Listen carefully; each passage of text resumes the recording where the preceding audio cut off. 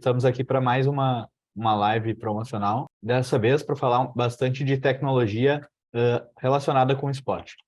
Então, esse é um evento promocional do South Summit, que é um dos maiores eventos de tecnologia, inovação e empreendedorismo do mundo, e que desde o ano passado acontece na edição brasileira aqui em Porto Alegre. O South Summit vai acontecer no próximo dia 29, 30 e 31 de março aqui em Porto Alegre, como eu falei, e o FootHub é um dos parceiros do South Summit, trazendo alguns conteúdos relacionados ao esporte e à tecnologia. Esse tema ele está presente há algum tempo já nos conteúdos do FootHub, então a gente vê alguns alunos aqui já passaram pelos nossos cursos. A gente tem tanto nas aulas, com conteúdos como indicadores de desempenho, como as tecnologias usadas pelo futebol, como também em nossos princípios, de aplicar sempre a inovação e buscar metodologias de ensino inovadoras que auxiliem nesse processo de educação dos nossos alunos. E para esse ano a gente vem com essa novidade de ser um dos apoiadores do South Summit, realizando durante o evento alguns projetos relacionados com o esporte, mas também nessa live aqui anterior ao grande dia. Então, para começar, eu vou apresentar nossos convidados. Começar aqui com o Fernando Carvalho, hoje um dos sócios do FootHub, consultor em gestão de futebol, professor, mentor, e teve muito tempo internacional como presidente, foi campeão do mundo, 2 vezes campeão da Libertadores e diversos outros títulos estaduais, sul-americanos também. E também Israel Teodo Costa vai estar com a gente. Hoje é coordenador do Núcleo de Pesquisa e Estudos em Futebol. O Israel tem graduação em Educação Física pela Universidade de Viçosa. Também pós-graduação na Universidade de Minas Gerais e mestrado e doutorado em Portugal e na Inglaterra no tema de Ciências do Esporte. Além disso, Israel também é, como eu falei, coordenador do Núcleo de Pesquisa e Estudos do Esporte da Universidade de Viçosa, além de consultor da CBF e Conmebol, além de professor dessas duas confederações tão importantes. E hoje vai estar aqui com a gente para falar justamente dessas tecnologias. Vou passar a palavra aqui então para o Fernando, fazer sua abertura e já iniciar o nosso papo. Obrigado, Romano. Boa noite a todos.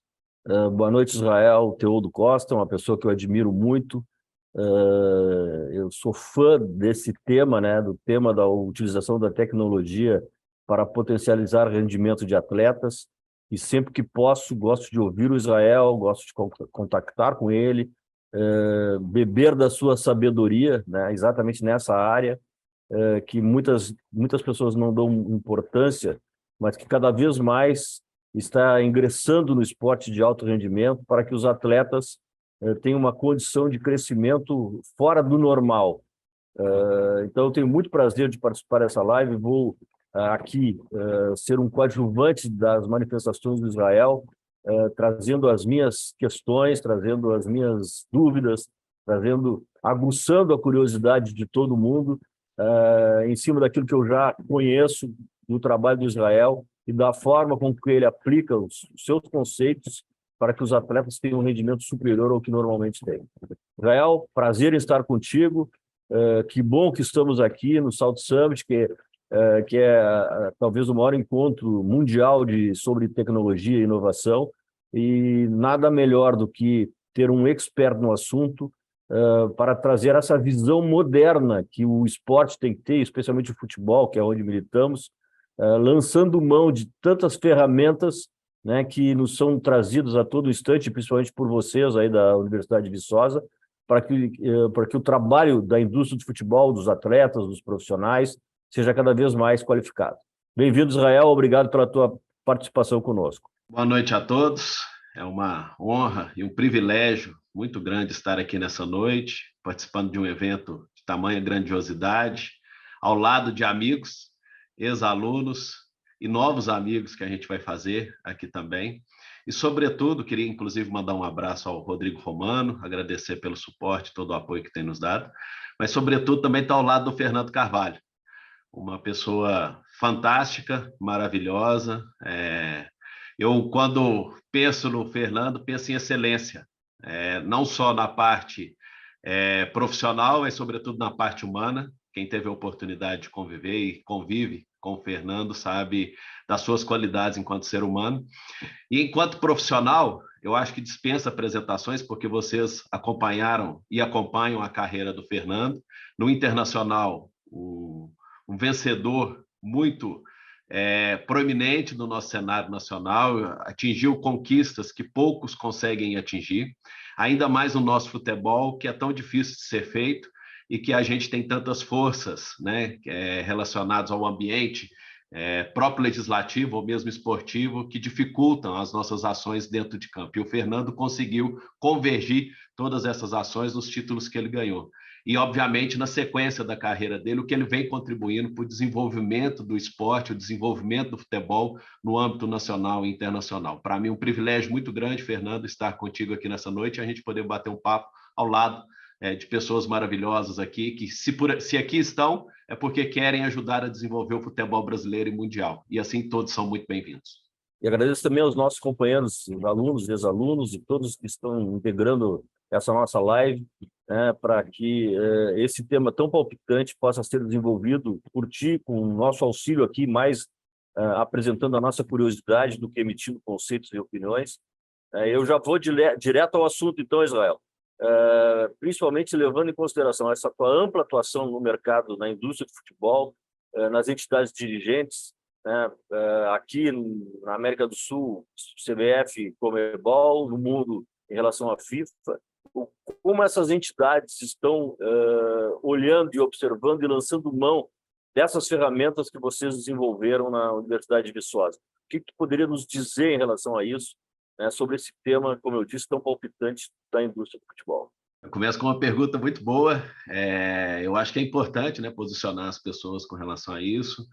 A FIFA, a Conmebol, né, em especial, acho que aqui para nós são as duas entidades que nos dizem mais respeito. Elas têm como sua missão, uma das missões centrais, né, uma missão também central, é desenvolver o futebol.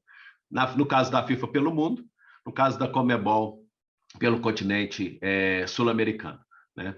E a FIFA ela tem alguns programas que permitem a gente fazer esse desenvolvimento, né? Basicamente, a FIFA ela tem o interesse em aumentar o número de jogadores que praticam futebol. Nós aqui, obviamente, convivemos na nossa sociedade, sabemos do impacto da tecnologia, nesse caso, para poder tirar as crianças da prática do futebol, né? Então, a FIFA tem lutado para que a gente possa ter cada vez mais crianças envolvidas com futebol, apoiar o futebol juvenil e o futebol feminino. Esse crescimento do futebol feminino ele é muito importante, né? E, obviamente, o futebol juvenil no sentido de que as nossas orientações, o processo de treinamento seja cada vez mais qualificado para um jogo mais bem jogado, né? E, obviamente, nesse ponto de melhorar o futebol juvenil e promover o esporte, passa pela formação de treinadores. Hoje a FIFA tem um programa do qual ela vai fazer a formação, ou está fazendo a formação de treinadores pelo mundo, seja em loco, ou seja por atividades online. Ela tem um programa chamado FIFA Training Center, que muitas das vezes compartilha informações que são importantes para a nossa prática laboral. Algumas são diretamente aplicadas. Recentemente, eu até fiz uma participação informando um pouco sobre o mapa do talento no Brasil, dados que são realmente muito importantes, né? Nós temos aqui, num país com 27 estados, nós temos 6 estados que fazem a formação de 75% dos nossos jogadores. Isso é muito significativo e nos mostra um dado do qual a gente pode explorar muito, seja no estado em que eu moro, que pode estar, obviamente, aportando mais jogadores, e seja no estado que não esteja fazendo todo esse aporte. Então, isso aí é fundamental. E nesse esboço do programa, né, o que a FIFA quer é usar a tecnologia em benefício de um jogo melhor, né? O que a gente puder utilizar de tecnologia para facilitar o nosso trabalho, tirar o erro do olho humano, e a capacidade humana vier para poder potencializar esses resultados, é a orientação em termos de formação. E nesse sentido, né, a própria Conmebol, ela desenvolve os seus programas aqui na América do Sul, bem sintonizada com esse arcabouço que a FIFA acaba por desenvolver. Então, nesse sentido, eu acho que nós que estamos aqui na América do Sul podemos nos preparar, né, para um futebol bem diferente, um futebol que nos próximos anos vai estar direcionado para uma componente que o Fernando começou, inclusive, a nossa conversa aqui, falando, que é uma componente invisível do jogo, que é a tomada de decisão. Inclusive, um dos vídeos de promoção desse programa da FIFA, né, que tem o Arsène Wenger como líder desse programa de desenvolvimento, ele fala bastante, olha, nos últimos 10 anos, nós desenvolvemos muito a parte física do jogador, conseguimos tirar muito da tecnologia em benefício do jogador. Eu acho que agora, palavras dele, né? Estou abrindo aspas, acho que agora, nos próximos anos, nós vamos desenvolver a parte superior, que é a parte mental do jogo, que é a capacidade do jogador em tomar decisões rápidas, mudar de decisão de forma muito rápida também, né? Ter mais flexibilidade cognitiva, que é o nome, né? E, obviamente, acrescentar isso dentro da sua qualidade de jogo no que refere à criatividade e inteligência. Então, a FIFA direciona o seu programa de desenvolvimento de treinadores, de promoção do futebol para crianças e adolescentes. A Conmebol vem na mesma linha, inclusive com manuais, né, que foram publicados no ano de 2020, orientando que tipo de atividade seria aquela esperada pela instituição para o desenvolvimento do esporte. E, obviamente, nós que estamos aqui nesse nível, né, de operacionalização da informação, beber dessa fonte, cada vez mais beber dessa fonte, para que a gente possa alinhar, né, todo esse desejo do desenvolvimento do esporte com as estratégias para o seu desenvolvimento. Quais são os ramos da ciência que tu identifica como aplicáveis para que esse trabalho seja mais bem desenvolvido? É fundamental, né, dizer que o treinador nesse cenário ele é uma peça importante, porque é ele que vai lidar com o jogador. Então, ele precisa dominar um pouquinho de neurociência, minimamente um pouquinho de neurociência, porque nós estamos falando da tomada de decisão, elementos cognitivos, né? Então, a neurociência ela é fundamental para que ele possa entender um pouco da anatomia do cérebro, um pouco do funcionamento do cérebro, o quanto que a metodologia de treino que ele está utilizando provoca, né, memórias a longo prazo, ou memórias de curto prazo, ou aprendizado nesse jogador em diferentes partes do cérebro. E, obviamente, né, um pouquinho de psicologia do esporte, que é uma área também extremamente importante, que a gente, praticamente quem é formado em educação física, tem acesso, não de forma muito profunda durante a graduação, mas muitas vezes numa pós-graduação, entender um pouquinho como o cérebro funciona, como ele é acionado e como ele, entre aspas, guarda os aprendizados, né, para que ele possa tomar essas decisões. O importante é a gente também dizer que não só guardar a informação, mas também acessar ela de forma rápida, porque o jogo ele requer que o jogador ele tome decisões rápidas. E eu não posso somente ter ela na minha mente, fazendo uma metáfora, né, debaixo de 7 chaves. Eu preciso também acessar rapidamente quando essa informação ela vai ser requisitada pelo ambiente. Então, entender desses elementos, do meu ponto de vista, para além das outras ciências que já existem, fazem parte da formação do treinador de futebol, é fundamental. Considerando esse cenário que você descreveu também, essas duas primeiras explanações, eu acredito que os stakeholders têm entrado agora na indústria, então, tanto jogadores, treinadores novos e até dirigentes, se a gente ampliar aqui, eles estão mais acostumados a usar tecnologias que podem facilitar todo esse trabalho de desenvolvimento de atletas e dessa própria tomada de decisão de uma maneira mais inteligente. Sim, há muitas pessoas entrando nessa área, né? Essa é uma área em franco crescimento, é uma área que está nos fornecendo tecnologias de fácil manuseio e acessíveis em termos do aspecto financeiro. E aí, obviamente, tem muitas pessoas, muitos stakeholders que estão entrando nessa área para poder propiciar com que essa transmissão ou que essa informação chegue de forma mais facilitada. Eu costumo fazer um paralelo da parte cognitiva com a parte física. A primeira vez que nós ouvimos falar sobre treinamento físico, né, e que alguém olhou para o jogo de futebol com essa preocupação, e que, obviamente, os ciclos de Copa do Mundo deixam isso mais evidente, foi na Copa de 1954. Né? Ali houve uma primeira preparação de uma seleção em termos físicos para poder se jogar o Mundial. A partir disso, a gente veio vendo o futebol evoluindo muito na parte física. Né? Então, a gente teve a presença do preparador físico na seleção principal. Né? A gente viu que muitas seleções vieram a se preparar em relação a esse tema, mas na Copa de 66, que é tido a Copa da preparação física pela grande maioria das seleções que se prepararam. Então, quer dizer, entre 54 e 66 são 12 anos. Né? O Brasil, a primeira vez que fez uma preparação física para uma Copa do Mundo foi a Copa de 70, então, ou seja, 16 anos depois.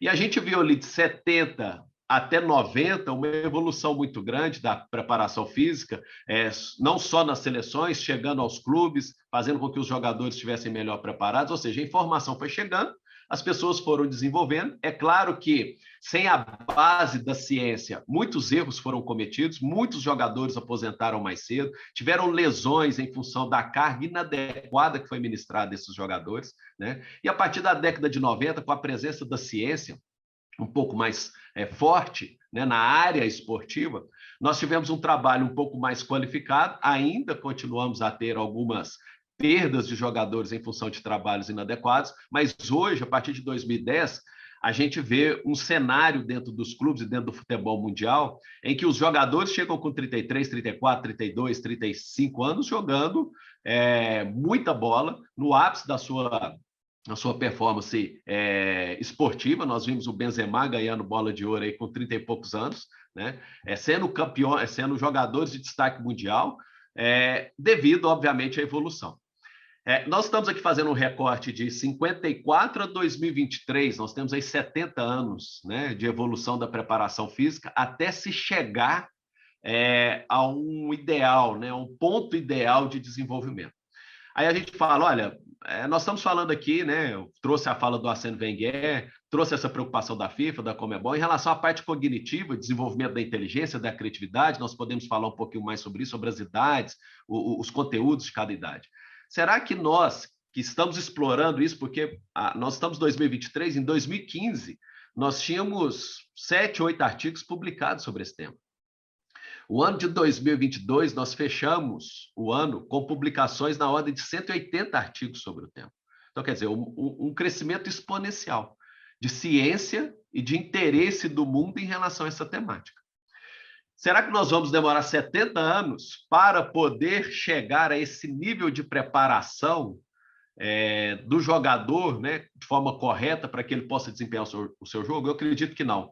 E aí eu vou parafrasear, né, o conterrâneo meu aqui, que já foi presidente da República, que é o Juscelino Kubitschek, que ele falava 50 anos em 5, não é isso? No desenvolvimento do nosso país, e de repente nós vamos ter aí 70 anos em 7. Talvez na Copa de 2030 a gente possa ver jogadores altamente preparados, com um nível de tomada de decisão muito alto, e que nós vamos ver uma qualidade de jogo completamente diferente. Por que eu acredito que isso seja viável ser feito em 7 anos? Porque, olha, o que nós já tivemos de evolução de 2015 a 2023, não só de evolução da ciência, mas de presença da tecnologia, que nós podemos falar um pouquinho mais para frente. Mas, sobretudo, hoje, da presença do 5G, vai nos permitir conectar o mundo. Muitas coisas que a gente faz aqui agora, inclusive essa é uma ação de tecnologia, é uma ação que nós estamos conversando com pessoas de diferentes partes do mundo. Eu já vi aqui que tem muitos convidados que são de países fora do Brasil. Nós estamos comunicando sobre a evolução da tecnologia, evolução da ciência, evolução das metodologias de treino. Então, as pessoas estão tendo acesso mais rápido e podem, obviamente, experimentar isso mais rápido. E nós vamos ter a presença dessa variável. Já temos a presença dessa variável em jogos de Copa do Mundo, em jogos Champions League, os jogadores sentindo isso. Como você próprio disse, Rodrigo, os jogadores sentem, às vezes aposentam, ou às vezes até inclusive na ativa, já sentem, entendem a importância dessa variável para o jogo, porque eles estão sentindo que isso realmente faz a diferença e acabam aportando, né, recursos financeiros no desenvolvimento dessas tecnologias. Algumas delas nós temos uma participação muito forte de startups brasileiras, de ciência brasileira que está num posicionamento de liderança mundial junto com outros grupos, né, da Inglaterra, dos Estados Unidos, da Espanha, de Portugal, na evolução dessas tecnologias aplicadas ao futebol, em especial, que é aqui o nosso esporte aqui que nos atrai, né? E vem trazendo, obviamente, essa tecnologia que nos está disponível nesse momento e facilitando o acesso de todos. Eu quero voltar para a tomada de decisão, que eu acho extremamente importante desenvolver o melhor momento da tomada de decisão. E aí eu quero fazer um paralelo com a questão física, que foi muito bem abordada por ti. Assim como acontece na questão física uma fadiga do atleta, pela exaustão que ele sofre, por tanto, né, desenvolver a velocidade, a marcação, a concentração, também na tomada de decisão acontece uma chamada fadiga cognitiva, que é um termo que vocês usam, né? Então eu queria te ouvir sobre isso e queria te ouvir também sobre o número de decisões ou de tomadas de decisões que os atletas têm durante uma partida. É um número absurdo, que a gente não imagina que sejam tantos. E eu queria te ouvir sobre isso. Obrigado, Fernando, pela questão. Também é uma questão extremamente pertinente. Te agradeço a questão, porque permite trazer alguns dados aqui, né, para as pessoas que nos acompanham. O jogo de mais alto nível no futebol, nós fizemos um levantamento pelo Núcleo de Pesquisa e Estudos em Futebol da Universidade Federal de Viçosa. Ele requer que o jogador tome 2.500 decisões em 90 minutos, né? Para que as pessoas possam ter uma ideia da ordem de grandeza desse número, né? Nós que estamos trabalhando, né, estamos ativos cognitivamente falando, né, trabalhando, estudando, nós tomamos por volta de 6.000 decisões por dia, em 16 horas, porque 8 horas a gente passa dormindo, né? Se vocês fizerem uma conta rápida, né, 6.000 dividido por 16 horas e fizerem 2.500 dividido por 1h30, vocês vão ver que há uma diferença muito grande entre a quantidade de tomadas de decisões que nós costumeiramente tomamos no nosso dia a dia e que um atleta de futebol toma no exercício da sua profissão. Essa diferença está numa ordem de grandeza de 4 vezes. Isso nós estamos falando, né, no número de tomadas de decisões que a gente consegue quantificar e observar. Tá? Buscando aqui esses números, se vocês dividirem aí, vocês verão que nós tomamos por volta de 375 decisões por hora, e um jogador vai tomar por volta de 1.500 decisões por hora, 1.500 e alguma coisa, 1.600. Tá? Então, essa ordem de grandeza de 4 vezes, né, faz com que o jogador, no exercício da sua atividade laboral, ele a faça sobre uma fadiga ou sobre uma sobrecarga cognitiva. Eu vou voltar naquele exemplo que eu falei sobre a parte física para vocês poderem entender. Em 54, ou antes da Copa de 54, teve uma pessoa que olhou para o jogo e falou assim, olha, mas esse jogador aqui, para poder jogar futebol a esse nível, ele está se deslocando aqui 8 quilômetros numa partida, 6 quilômetros numa partida, 7 quilômetros numa partida. Eu, enquanto ser humano, eu faço isso, eu até desloco 8 quilômetros por dia, mas eu desloco isso em 16 horas, eu desloco isso em meio-dia, em 8 horas, né? Então, quer dizer, ele está tendo ali uma sobrecarga física em relação àquilo que ele naturalmente faz. Se ele fosse uma pessoa como eu, ele estaria se deslocando ali 4 quilômetros num jogo, ou 3 quilômetros num jogo, né? Então, houve esse entendimento que havia ali um descompasso entre aquilo que é a natureza do ser humano e aquilo que a natureza do jogo exige do ser humano. Então, houve ali o aporte daquele preparador físico e aí o jogo foi se desenvolvendo fisicamente. Nesse momento em que a gente se encontra do desenvolvimento da ciência e do desenvolvimento do esporte, nós temos também essa diferença. Nós tomamos 375 decisões por hora e um jogador toma 1.500 e poucas por hora. Há aqui uma diferença grande, uma sobrecarga cognitiva no exercício da sua profissão. Nesse sentido, nós precisamos, ou os profissionais que militam no campo de jogo, estão trabalhando com os jogadores, precisam, obviamente, conhecer essa demanda, né? Avaliar essa demanda, se possível, né? Nós podemos falar aqui de algumas tecnologias que nos permitem conhecer isso, e ao conhecer essa informação, inserir dentro da sua metodologia, controlar a carga de treino e aí nós não estamos falando da parte física, nós estamos falando da parte cognitiva, porque eu vou puxar mais por esse lado, que acredito que seja um tema de maior interesse e mais novo para as pessoas. Então, controlar a parte cognitiva do jogo, controlar o estímulo cognitivo, para que esse jogador, quando ele chegar numa partida de alto nível, que requerer dele 2.500 decisões, ele possa estar apto a tomar essas 2.500 decisões sem ter a fadiga cognitiva. Porque se ele não tiver em condições de fazer isso, ele vai acumular cansaço, decisão após decisão, decisão após decisão, e na hora do momento-chave, pode ser que ele esteja extremamente cansado mentalmente e uma decisão extremamente fácil de ser tomada, o que poderia ser uma decisão corriqueira, acaba sendo uma decisão complexa, uma decisão desastrosa, que leva à perda de um título, que leva a um gol tomado, e pode levar, obviamente, a uma perda esportiva significativa. Então, essa parte da fadiga mental tem muito a ver com isso. Eu conhecer que, ou reconhecer que é uma sobrecarga cognitiva, proporcionada pelo jogo de mais alto nível. Conseguir desenvolver o meu jogador a esse nível e, obviamente, oferecer a ele condições para responder. Se a gente fizer um paralelo aqui, nada muito diferente do que o preparador físico faz. Há uma sobrecarga física, ele entende essa demanda da sobrecarga física, avalia, desenvolve ao longo de um processo, utilizando diferentes metodologias e prepara esse jogador para que ele possa responder às demandas físicas, inclusive da sua posição, né? Se ele tem que ser mais explosivo, se ele vai utilizar velocidade, se é mais de resistência. Então, no caso da parte cognitiva, é essa mesmo. E só para poder finalizar aqui, para não estender muito em relação a essa conversa, nós já também avaliamos algumas competições de base do Brasil, júniores, e tem algumas competições que requerem que o jogador tome por volta de 1.600 decisões. Ou seja, nós estamos no sub-20, que é a última categoria que a gente trabalha aqui no Brasil.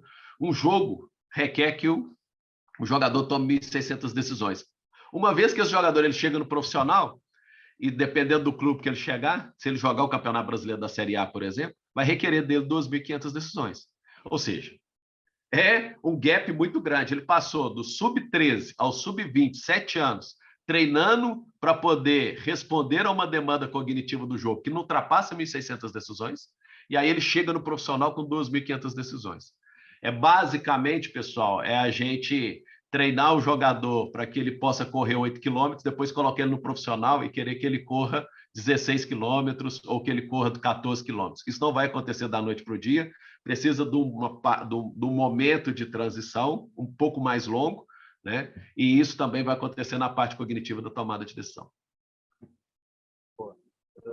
A gente vai seguir nesse tema ainda de tomada de decisão, mas eu queria já entrar nos laboratórios do núcleo de pesquisa aí de Viçosa.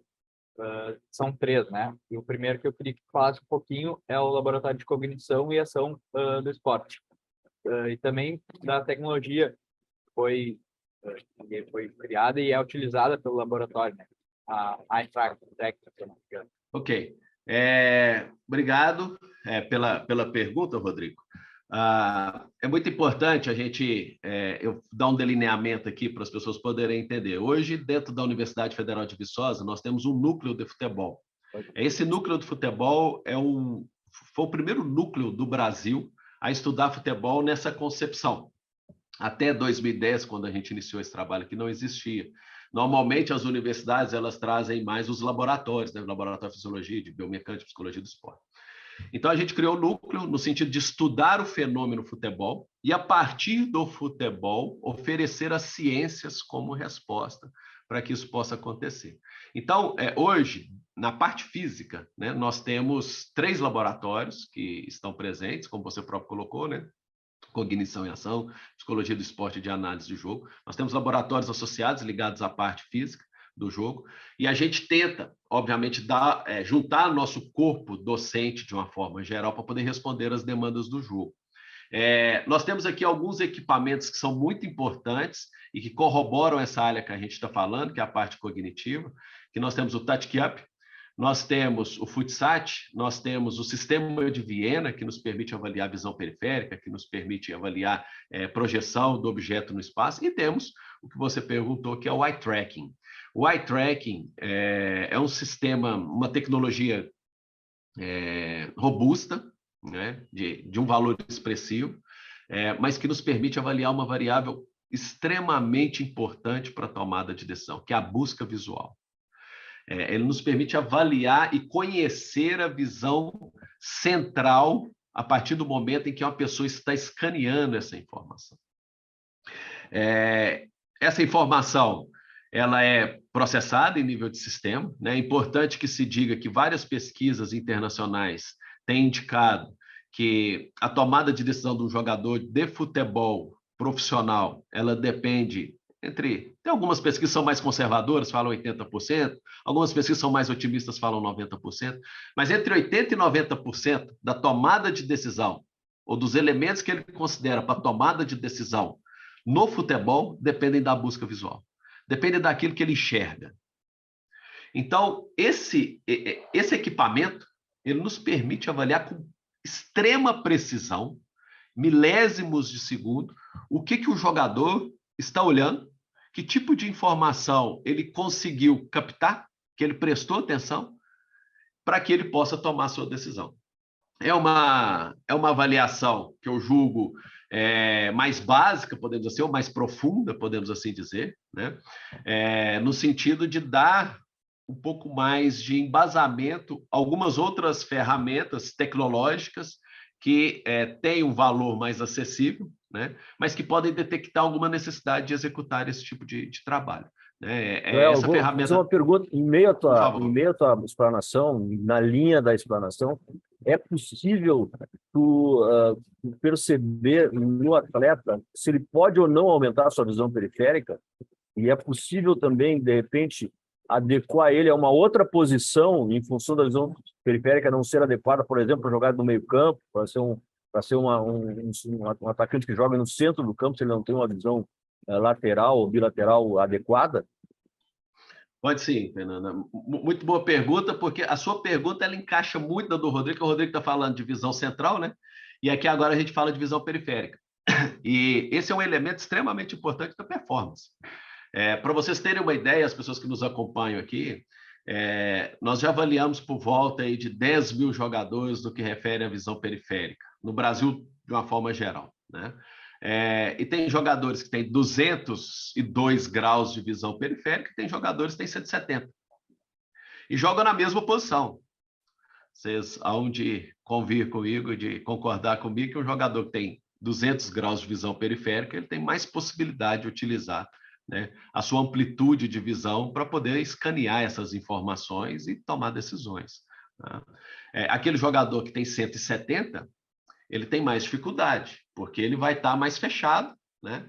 E aí ele tem coisas que vão passar aqui fora da sua visão periférica e ele não vai conseguir ver, né?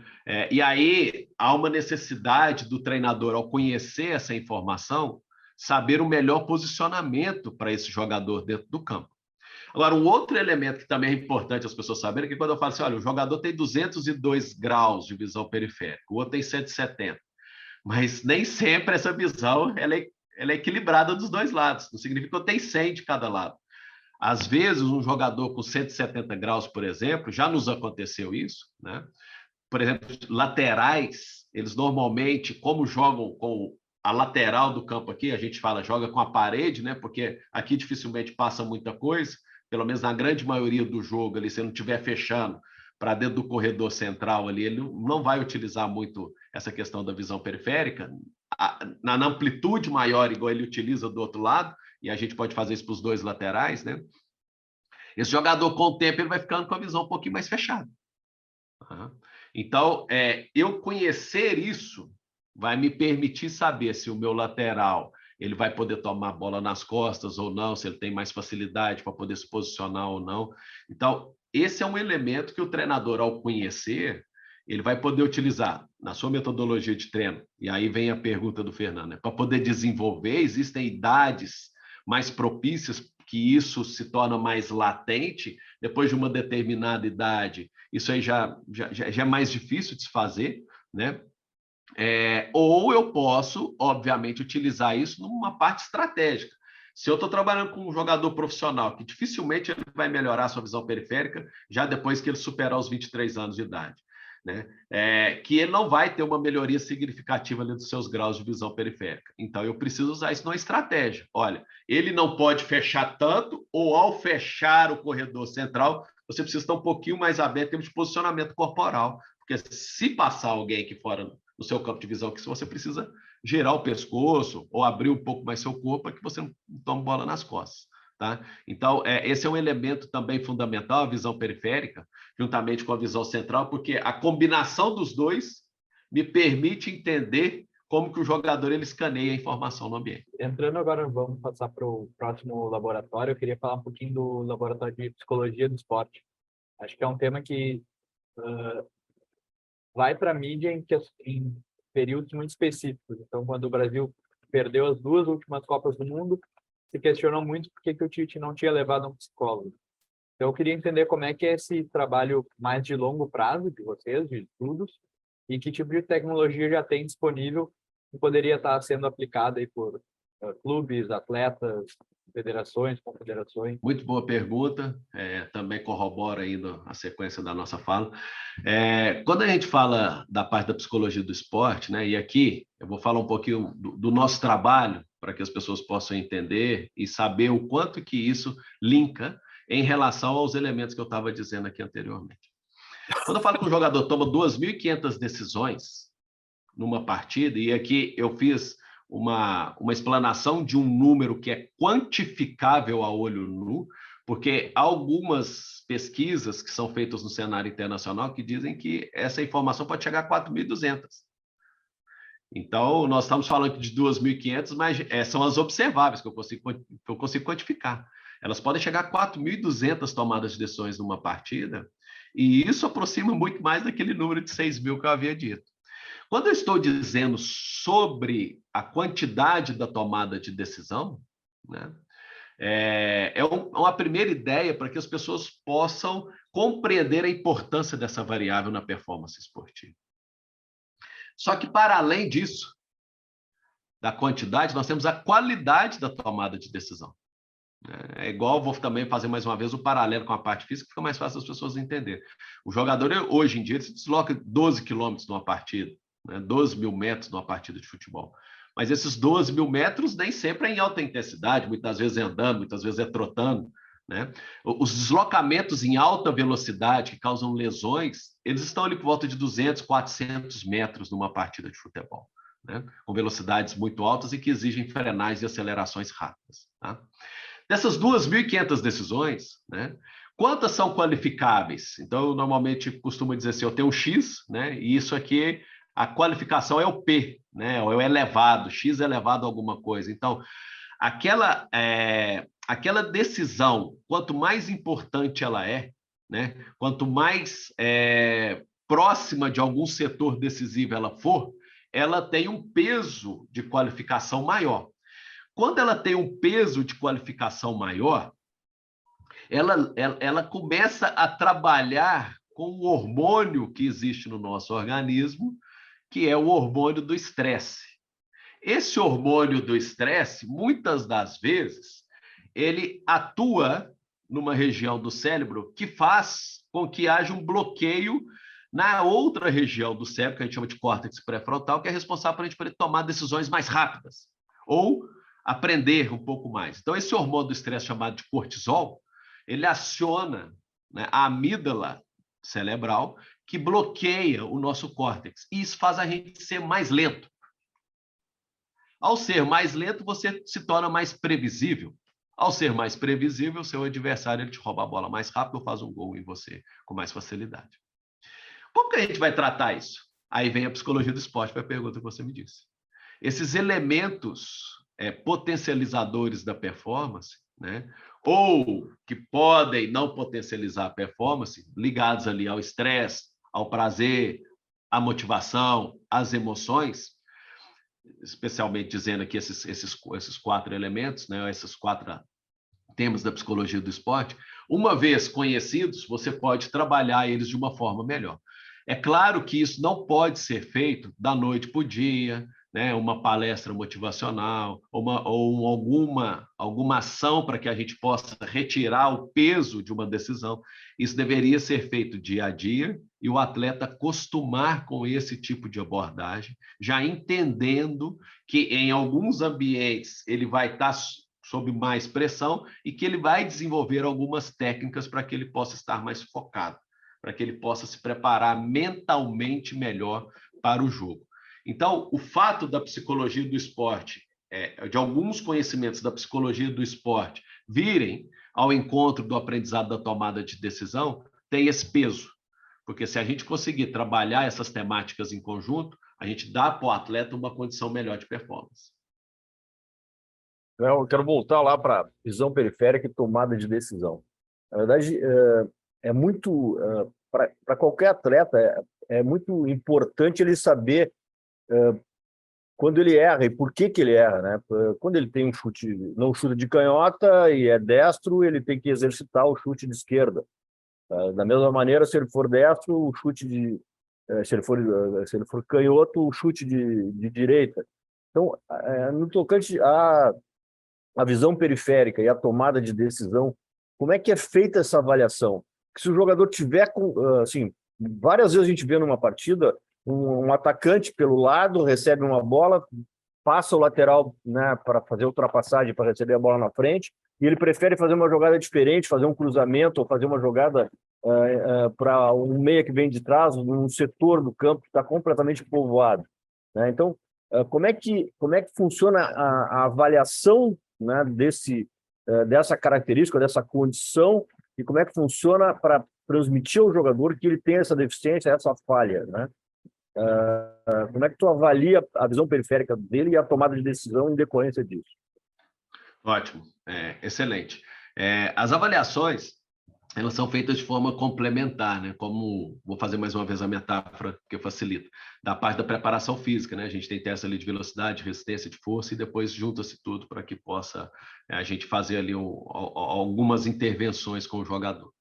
Na parte da tática, e quando a gente fala de tática, a gente está falando de tomada de decisão, quando a gente fala de tomada de decisão, a gente está falando de elementos cognitivos, a gente também avalia isso de forma complementar, né, de forma cruzada. Então, assim, a avaliação da tomada de decisão, a avaliação da visão periférica, ela é feita com o auxílio de uma tecnologia muito bem desenvolvida, né? Uma tecnologia que foi construída na Áustria, na década de 50, veio se desenvolvendo para o esporte ali no final da década de 80, através de um senhor chamado Dieter Hackford, e chega, obviamente, nos dias de hoje, né? Talvez a seleção da Alemanha ali seja a seleção que se aproveitou mais disso, especialmente ali até eles chegarem ao título de 2014, que eles fizeram um trabalho muito profundo dos jogadores nas formações de base ali para poder chegar a esse nível, a essa performance que eles tiveram, né? Então, é uma tecnologia, a gente tem um computador, tem ali periféricos nesse computador, a gente senta a pessoa na frente e ali aquela tecnologia ali ela vai avaliar com muita precisão, muita objetividade os graus de visão central, a divisão periférica desse jogador, tá? Ao passo, nós também temos outros instrumentos de avaliação da tomada de decisão, né? Então, nós temos videosimulações, aí um teste que está ganhando cada vez mais o interesse das pessoas pela sua facilidade de manuseio, pela forma com que ele apresenta os dados. Em 20 minutos, você avalia um jogador e tem essa informação à sua disposição para poder melhorar o seu treino, que é o TactiUp, porque permite você avaliar parâmetros do jogador com bola, sem bola, próximos do jogo, próximo do portador da bola, que a gente chama de centro de jogo, fora do centro de jogo, né? E ações ofensivas e defensivas. Então, são aproximadamente 250 comportamentos que são convergidos em 12 variáveis ou em 12 princípios táticos do jogo, que, ao ter essa informação, após essa avaliação que dura em média 20 minutos, faz uma diferença muito grande nas metodologias de treino e já nos dá indicações muito fortes. E existe um outro sistema de avaliação, chama-se FUTSAT, que ele tem a mesma base teórica, exatamente a mesma base teórica do TactiUp, em que esse jogador ele faz um teste em campo. Então, esse teste ele pode jogar ali de 3 contra 3 mais os goleiros, até o 11 contra 11 mais os goleiros, né? É bom que a gente diga aqui em relação a esses dois testes, porque eles têm pontos de limitação e pontos, né, de potencialização. Qual que é a grande vantagem do TATCAP? Fácil de administrar, é barato, as informações chegam de forma muito rápida e eu consigo avaliar a velocidade da tomada de decisão, que se não fosse via TATCAP, eu conseguiria via sistema de Viena. Só que o TATCAP, por exemplo, hoje ele custa por volta de R$ 50, o sistema de Viena você vai pagar numa avaliação aí por volta de R$ 400, né? Então, é uma diferença aí na ordem de 8 vezes. O Futsat, que tem uma avaliação de campo, essa é uma grande vantagem, porque o TATCAP é vídeo simulado, isso nos permite padronizar também as decisões, né? Padronizar no sentido da avaliação, né? Igual nós temos ali aquele isocinético que faz dentro dos clubes, na preparação física, você tem que padronizar alguns movimentos, senão você não consegue avaliar, né? Então, o Futsat não, o Futsat você não tem essa padronização que o TATCAP tem, porque o TATCAP é vídeo simulado, mas esse aqui ele é real, né? O Futsat.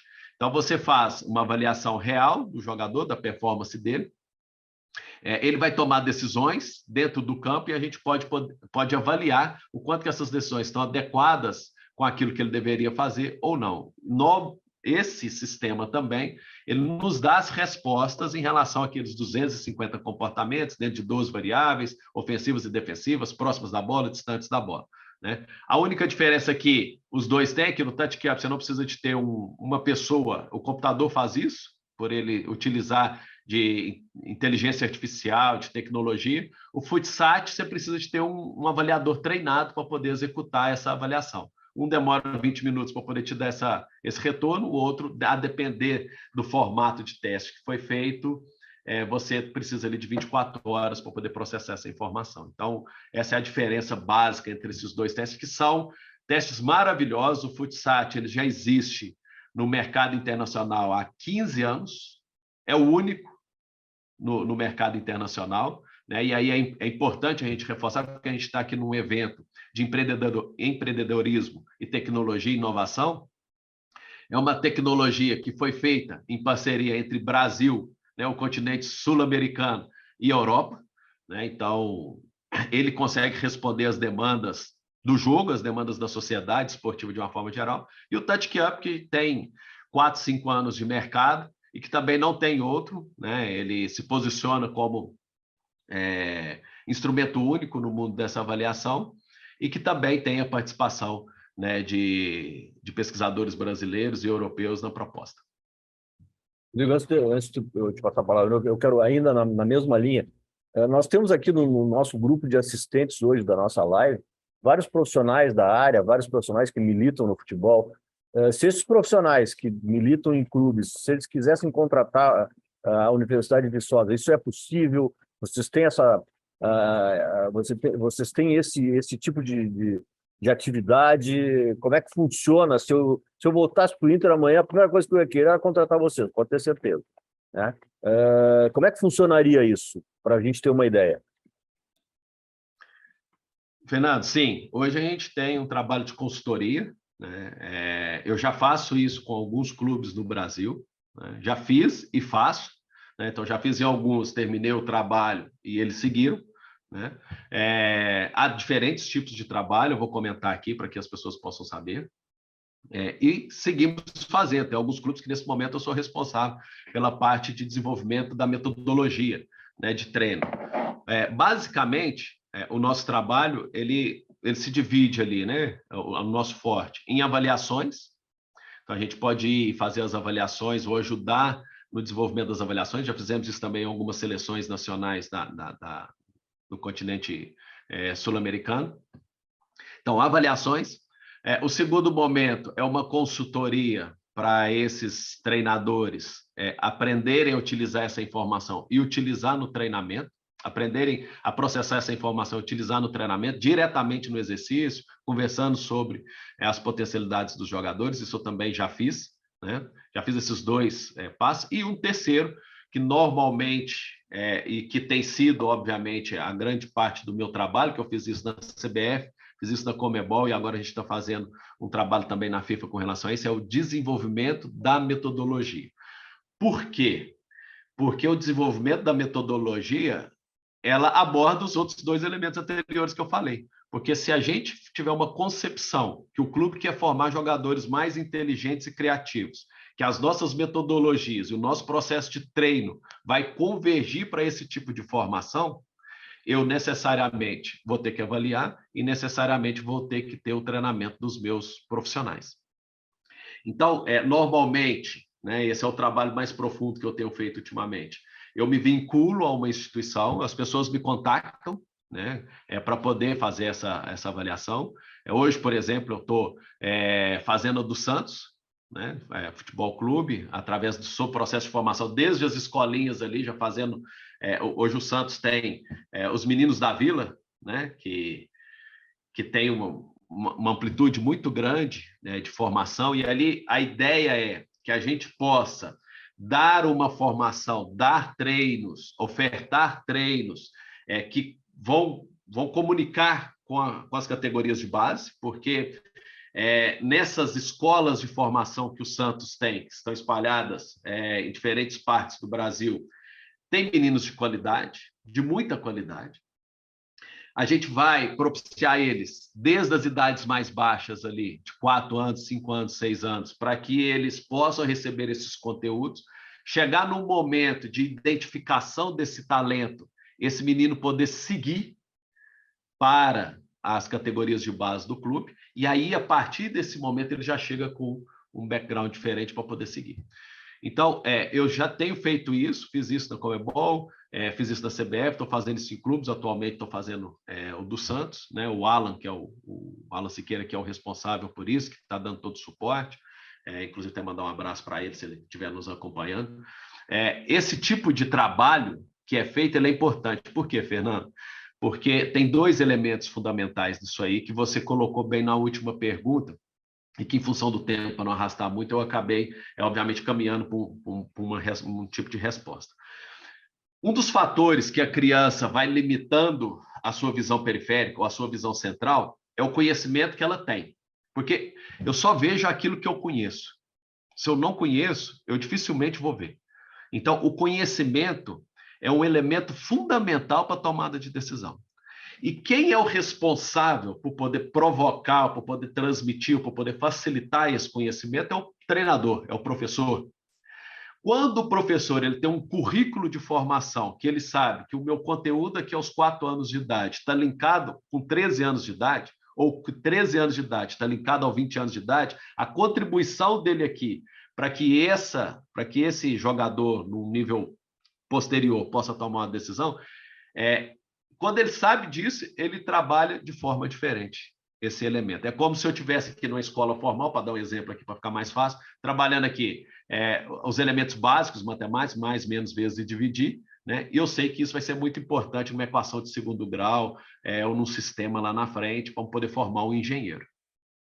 Então, alguns elementos que a gente desenvolve com as crianças de 4 anos de idade, de 4 a 6 anos de idade, que é a fase do egocentrismo, que depois dos 6 anos de idade ela parte para uma idade de socialização, mas essa faixa etária dos 4 aos 6 anos de idade ela é fundamental para que eu possa desenvolver a percepção dele corporal e espacial. Saber onde ele está, saber o que o corpo dele pode fazer, como que ele vai preencher um espaço do campo. Então, isso é com 4, 6 anos de idade. E é a fase mais latente que tem. Eu posso fazer isso com 7, 8, 9? Pode, vai ser um pouquinho mais difícil, porque ele não vai estar olhando para dentro do corpo dele, igual ele já faz naturalmente de 4 a 6 anos de idade. Então, percebam, é uma situação de 4 a 6 anos de idade pequena, né? Mas extremamente importante, para uma criança chegar aos 13 anos, no momento de consolidação do processo cognitivo dele, já com essa informação corporal já feita. E aí você estava me perguntando sobre essa questão da ambidestria, né? O jogador jogando em diferentes partes do campo, né? Hoje a gente chama que e você sabe muito bem disso, né? A ambidestria funcional, ela é obrigatória para todo mundo. O jogador não precisa ser ambidestro ali, e é muito difícil você ter um ambidestro ali, vamos pôr assim, natural, né? Ou que tem ali uma grande desenvolvimento desde a parte inicial. Mas a ambidestria funcional, ou seja, ele nasce destro, mas eu vou ensinar a utilizar a esquerda da mesma forma. Ele nasce canhoto, mas eu vou utilizar a direita quase da mesma forma. Essa ambidestria funcional, se eu faço esse trabalho de 4 aos 6 anos de idade, com muita propriedade, sabendo quais são os elementos que eu tenho que indicar e sabendo o que eu tenho que avaliar, isso fica muito mais fácil de ser feita essa ambidestria funcional aos 7, 8, 9, 10 anos, que é quando ele aprende as habilidades motoras especializadas. Então, são elementos, né? E eu aqui estou entrando assim, em detalhes mesmo para que as pessoas possam conhecer, são elementos fundamentais. Aqui num projeto que a gente tem com crianças, eu tenho um projeto com crianças vai de 4 anos de idade a 13 anos. Esse projeto chama UFV, de Universidade Federal de Viçosa, Soccer Academy. Esse projeto nós iniciamos ele em 2017. Então, nós estamos indo para 6 anos de atividade desse projeto, considerando, obviamente, que na pandemia nós tivemos 2 anos ali de atividades com as crianças interrompidas, né, de forma presencial. Mas nós não paramos, nós continuamos a produzir ciência, pesquisa e buscamos as atividades para que a gente pudesse voltar melhor. Para que você tenha uma ideia, esse programa que a gente faz com as crianças, a gente avalia, a gente mostra para os pais as avaliações, eu entrego para o pai e mostro para ele, olha, sua criança chegou aqui com 4 anos de idade nesse nível, com esse tipo de entendimento de jogo, e agora está nesse nível. E a gente vai evoluindo essa criança até os 13 anos de idade. Nós fizemos uma candidatura na FIFA em 2020, onde a FIFA fez uma grande avaliação de programas, porque também pandemia, né? Então a FIFA queria saber o que estava sendo feito pelo mundo, até para poder fazer parte desse programa também de intervenções e de promoção do futebol pelo mundo. E nós nos candidatamos, concorremos e ficamos entre os 7 melhores do mundo, numa categoria extremamente importante, que é o desenvolvimento das habilidades para poder jogar futebol, né? E também, agora, o ano passado, recebemos um prêmio do governo de Minas, prêmio Esporte, que é chamado aqui, pelo seu impacto social, porque para além da gente fazer o desenvolvimento motor, que muitas pessoas perguntam, então a sua escola, né, de formação, ela tem um impacto esportivo muito grande, vocês pensam em formar atletas de alto nível, né? A parte social fica ao lado. Não, nós fazemos os dois. Eu não posso restringir a criança das possibilidades que o esporte abre para ela.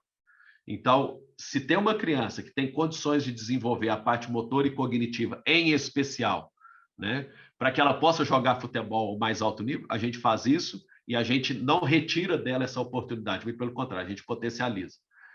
Se tem crianças ali, que obviamente o processo de formação, como a gente sabe, ele não é fácil, muitas vezes depende dos pais se vão chegar ou não, e tem algumas crianças que têm outras necessidades, ela também chega nesse projeto nosso, a gente faz esse desenvolvimento, a gente dá essas oportunidades, né? Mas também tem um aspecto social muito grande do desenvolvimento dessa criança, em ter liderança, processo de tomada de decisão com as coisas da vida, socialização, comunicação, e aí todas as outras habilidades que a OMS, na verdade a ONU, diz que é muito importante para que a gente possa fazer com as nossas crianças. Então, basicamente, esse é o nosso trabalho.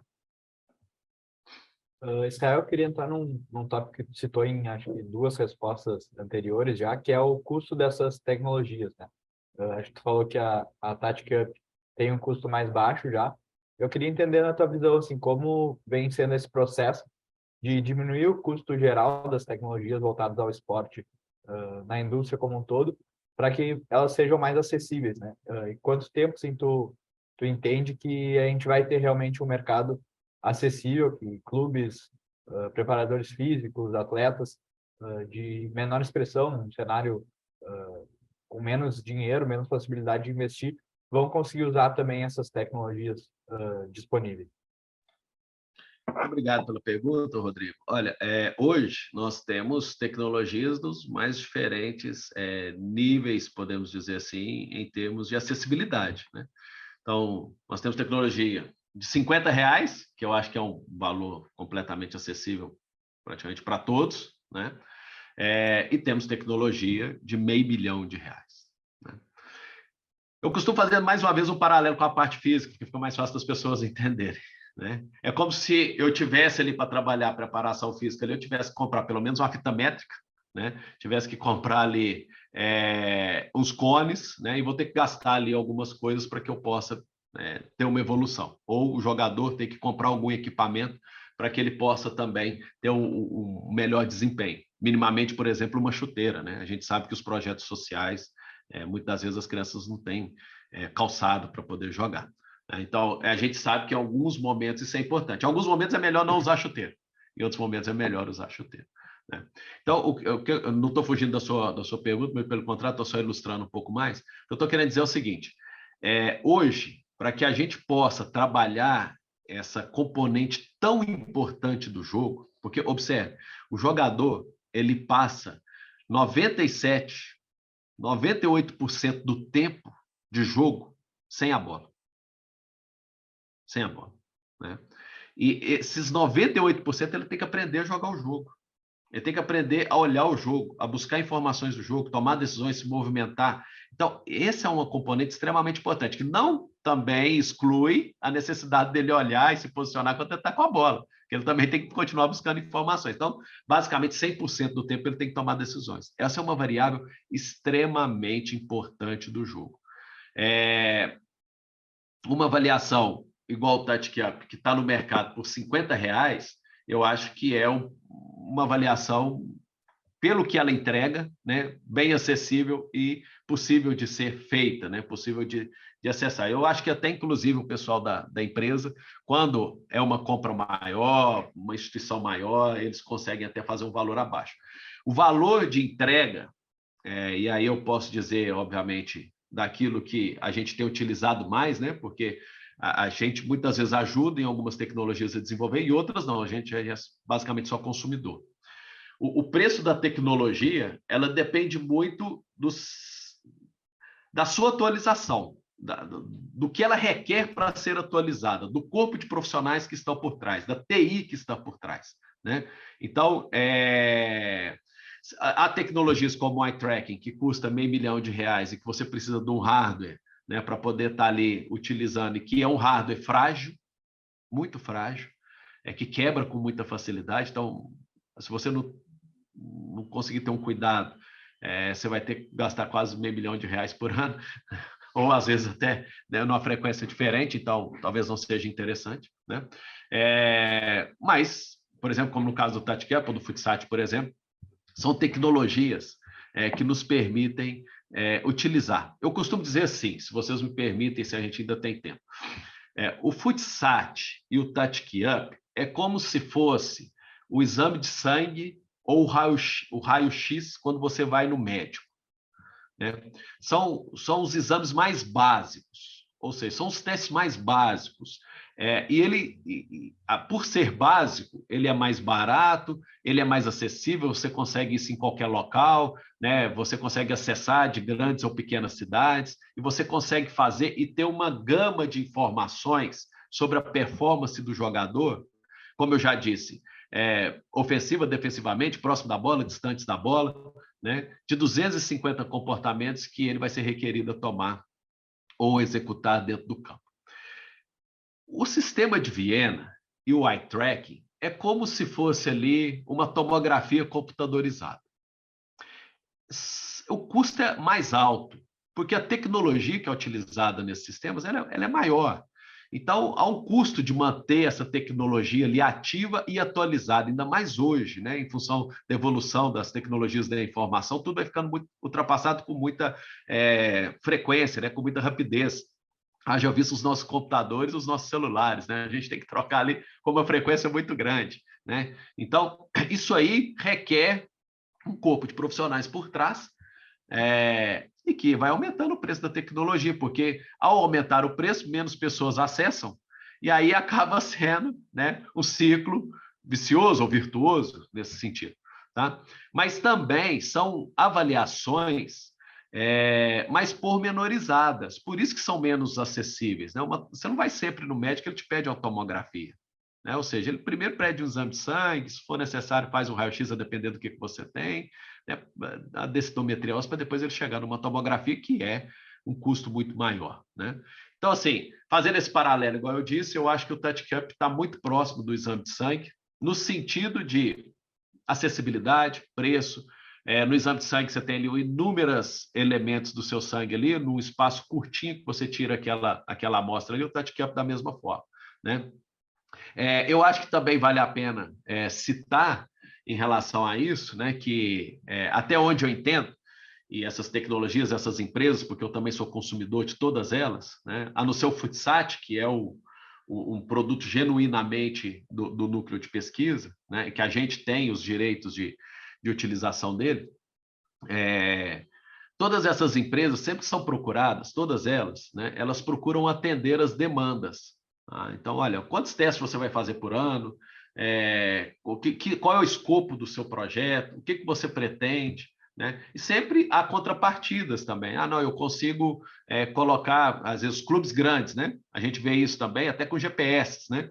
Não, eu consigo colocar isso estampado na minha camisa, eu consigo estampar isso no meu estádio. Então, há sempre trocas.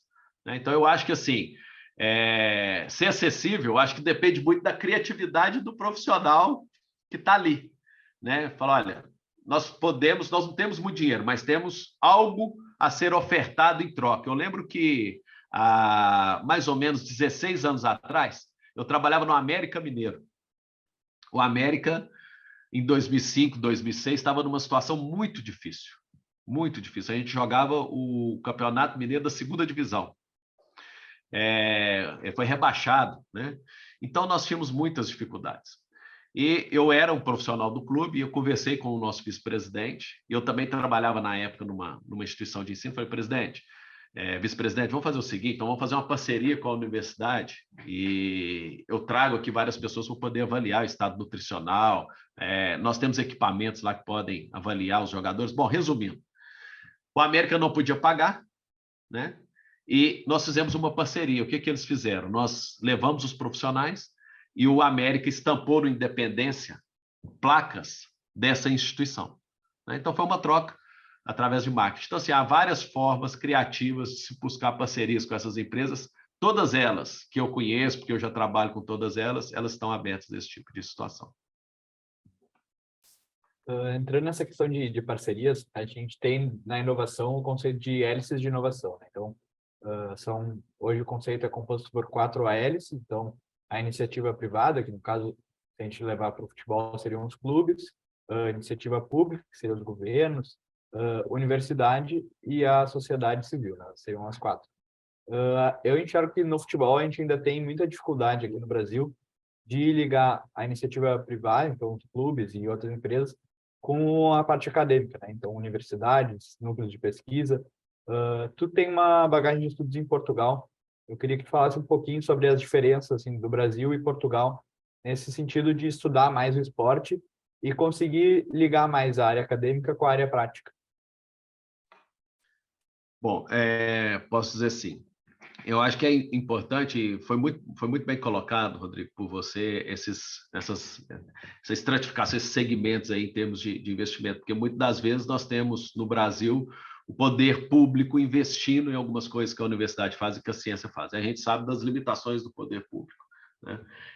Agora, também é importante dizer que a gente tem muitos investidores, os investidores que conseguem dialogar com essas inovações, eles conseguem ter um retorno maior. E isso acontece muito no Brasil, esse evento é para isso, inclusive, né? Para que a gente possa criar oportunidades aí de investimento e conectar, né, diferentes ramos da sociedade. Né?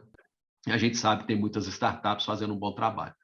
Olha, o que eu posso dizer com relação a isso, especialmente aqui no Brasil, depois eu vou fazer o paralelo com a Europa, como você me perguntou, é que há muita gente interessada nesse tipo de trabalho. Eu posso dizer, por exemplo, pela TatiCap, que eu acompanho com mais proximidade também.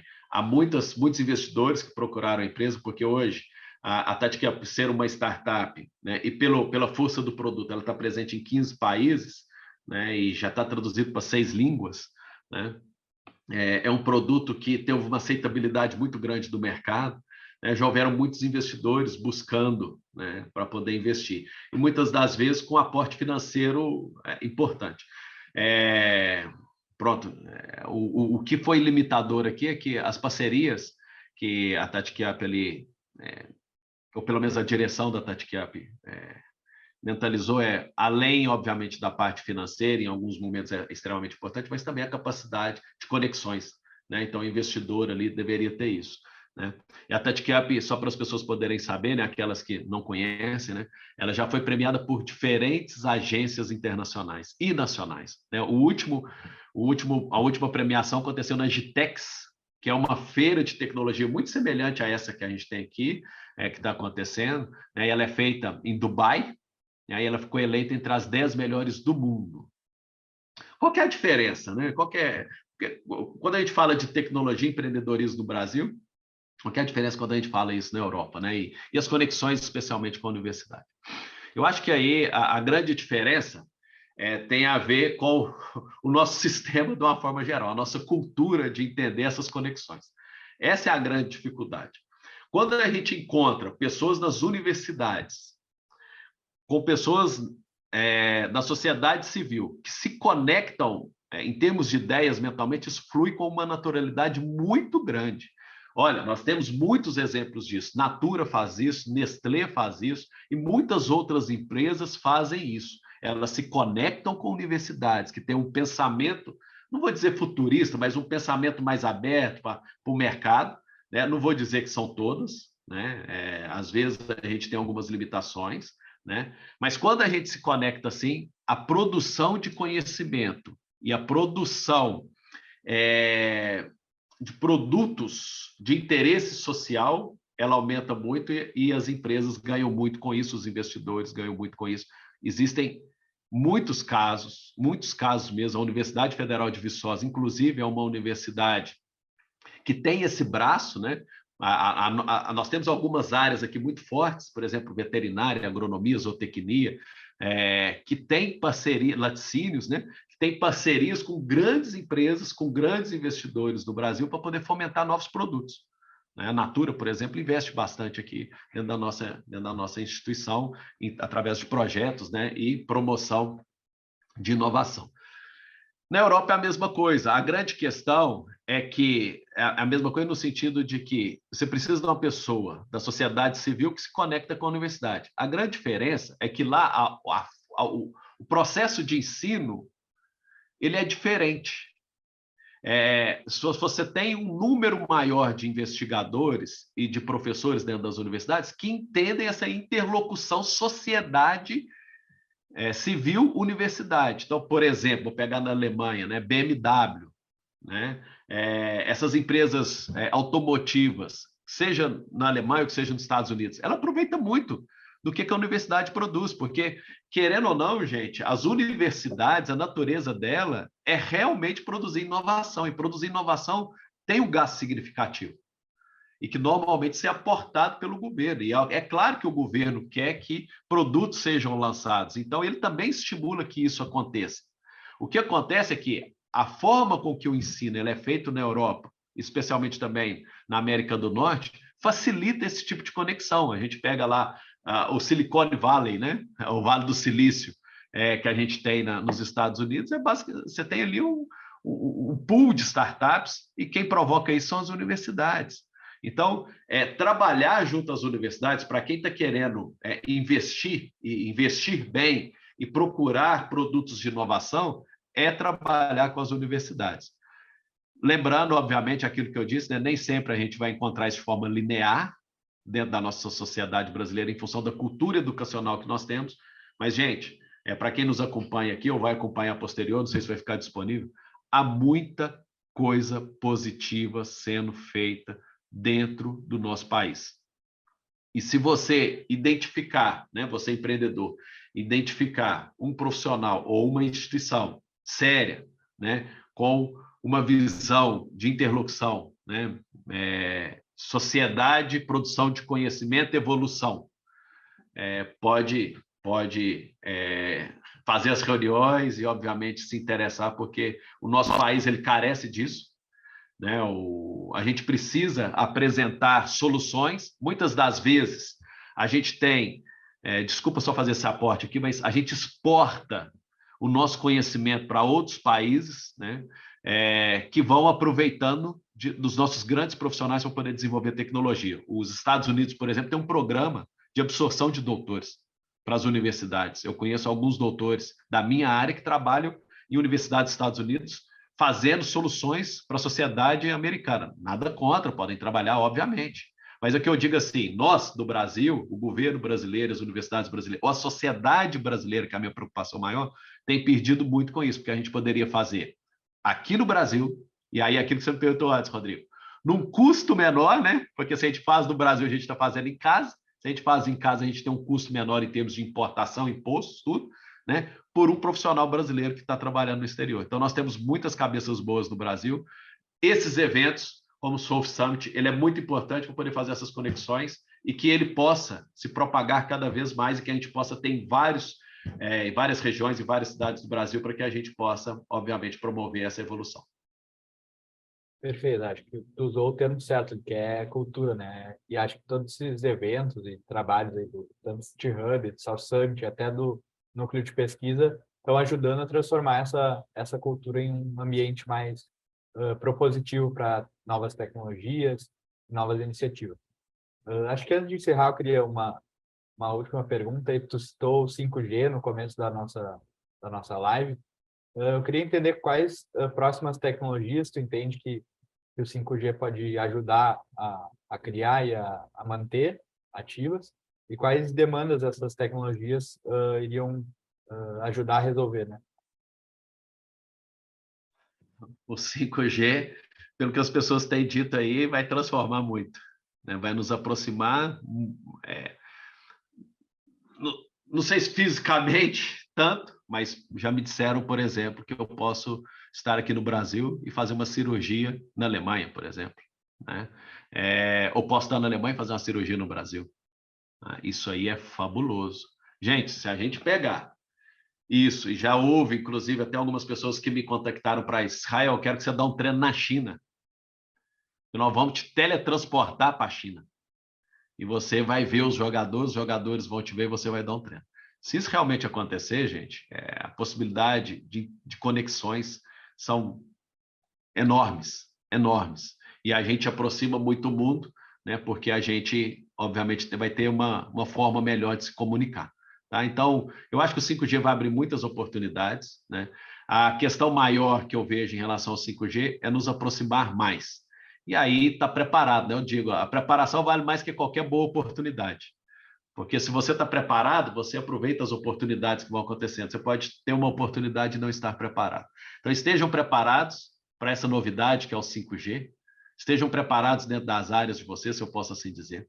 Participem de eventos como esse que está sendo feito aqui, porque é muito importante mesmo a gente entender o mercado do futebol, entender como a indústria do futebol se movimenta. É claro que não só a indústria do futebol está sendo abordada no Surf Summit, tem outras indústrias, mas o que mais a gente tem é aprender com do lado, com a indústria do lado. O que está sendo feito na arquitetura, o que está sendo feito na medicina, o que está sendo feito em outras áreas que a gente pode transportar para o futebol. Tudo que nós conversamos aqui hoje, não nasceu no futebol. Nasceu em outras áreas que vieram para o futebol. E nós estamos utilizando para poder melhorar a performance dos jogadores. Então, preparem-se, eu acho que a gente tem muitas coisas boas para poder viver, eu acho que tem coisas que a gente nem imagina. Me desculpa só fazer uma última metáfora, porque a metáfora ela é importante, né? Ela acaba, em poucas palavras, trazendo ali uma ideia que a gente gastaria horas para poder explicar. Mas imaginem só, se na década de 80, você dissesse assim para sua avó, tem muita gente aqui nova, umas pessoas aqui um pouquinho mais experientes, disse assim para minha avó, seguinte, eu estou morando aqui no interior de Minas Gerais, né? Nem é na capital, nem é em Belo Horizonte, no interior de Minas Gerais, eu vou escrever uma carta para um amigo meu, eu vou mandar para ele, vó, e quando eu terminar essa carta, que eu pôr o ponto final, ele já vai receber. Isso é o que estão me dizendo que vai acontecer na década de 90. Ela ia olhar para mim e falar assim, você está maluco?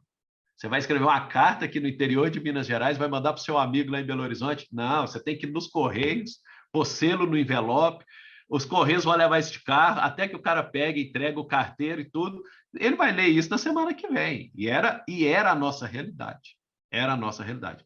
Então, a minha avó, né, que na década de 80 tinha ali 70 e poucos anos, ela é inimaginável. Eu ainda falei, vó, pior que você não vai...